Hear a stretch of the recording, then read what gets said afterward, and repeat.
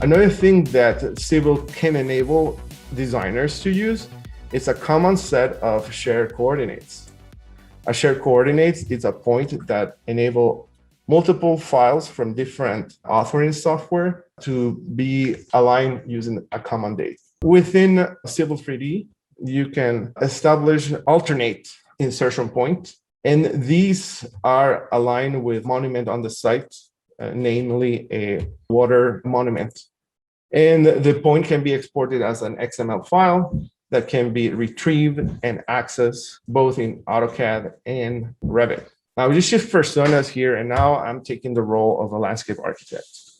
Landscape architects automatically receives the survey in Autodesk Docs, and it can access using the Autodesk Desktop Connector.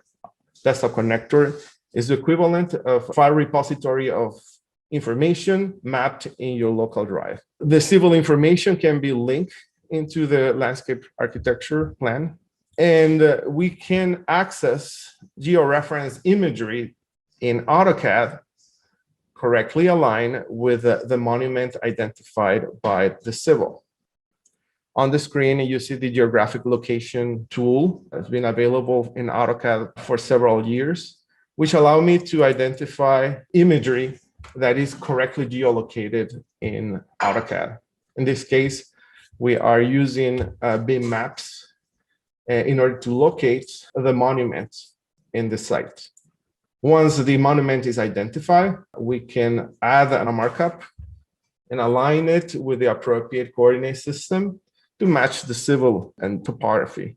This will enable the landscape architects to have imagery of the correctly aligned site from which he can extract or align existing features of the site.